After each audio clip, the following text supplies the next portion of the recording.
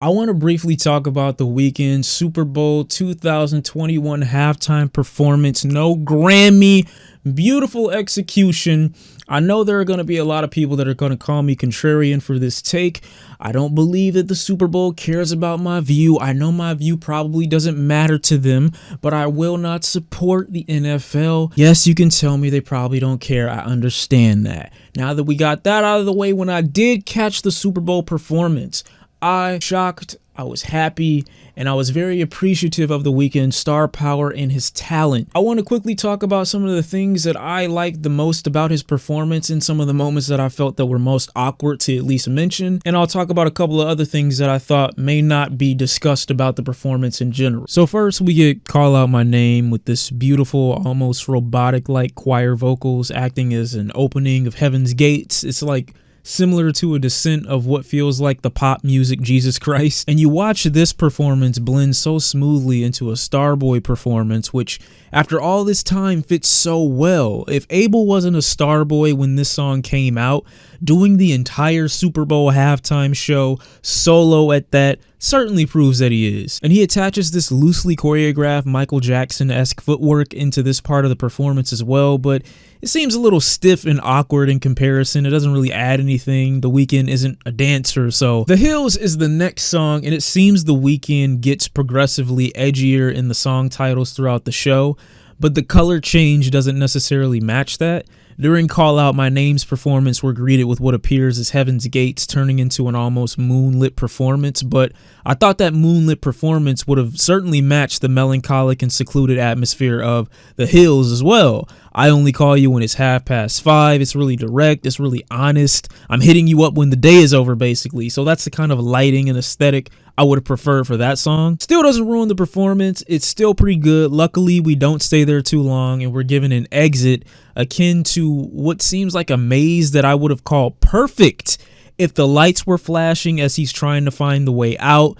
Not only would that be a callback to Blinding Lights and After Hours with that transition that only lasted a few seconds as we get into Can't Feel My Face, but having the lights flicker on and off, matching the moments just before the drop of the title track After Hours, assuming I didn't have a seizure, would have put me on cloud fucking 9. Vocally, The Weeknd, despite all the breath it probably takes with these whimsical movements that don't really seem to lead him in any planned direction, is still present even if his mic audio isn't. Tons of voice control, and I think he took a few seconds to catch a few deep breaths before coming back on stage. It's funny, I've never really had much faith in The Weeknd as a performer. I've seen his older performances, and although I can admit and will never deny his vocal capabilities, he never quite convinced me that he was brimming with confidence. A lot of his performances from what I've seen have felt very timid in expression physically, like his body was being restricted to only breathing life into his vocal capabilities with no eccentricity or energy left for his limbs as a performer. And there are moments when I've seen that he's tried to do things like that. Most of those instances to me have just felt really unnatural and just not believable. And you can say in his performance at the halftime show that there isn't any movement in particular that would be crazy as a dancer. It's not very hard to replicate, but his movements here seem so much more confident, so much more fluid, far less rigid. He just seems like he's casually and naturally flowing with the music. There's a great transition from Can't Feel My Face into I Feel It Coming, and I have to compliment the great use of lights in this performance. It perfectly matches the pace you'd get from disco and pop fusions, teetering on Blade Runner in sonic and visual aesthetic. The Save Your Tears part of the performance seemed similar to the actual music video without the face surgery, which made me very happy from a visual perspective. Again, the flashing blue and gold city lights make sense for the electronic portion of Save Your Tears. It all gives service to how I feel he'd do a video album. None of this, with the exception of how PG it oftentimes is,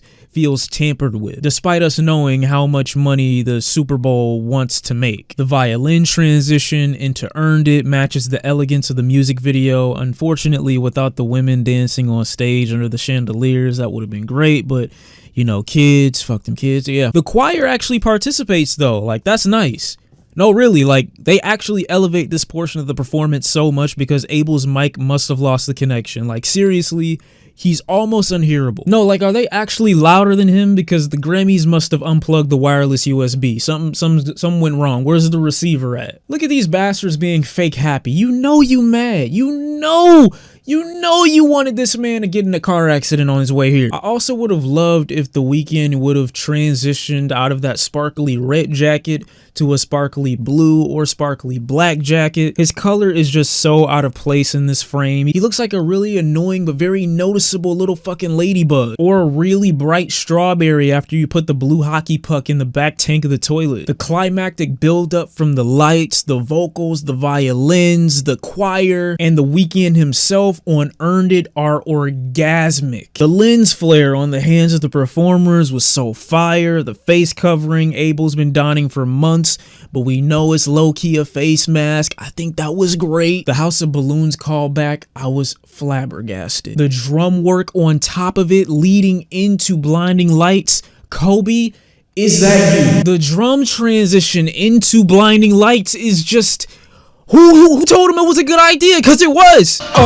I can't sleep until I feel your touch. The ending of this performance truly felt like the culmination of everything The Weeknd was born for, and he's fulfilling his destiny or his prophecy almost. His performers completely filling out the field add such presence, such weight, and they take up so much space on the field. If you believed at any point during this performance that he wasn't fulfilling his role or that he could be ignored, you were wrong. Also, red jackets over a field in the wintertime, Christmas callback, I like it.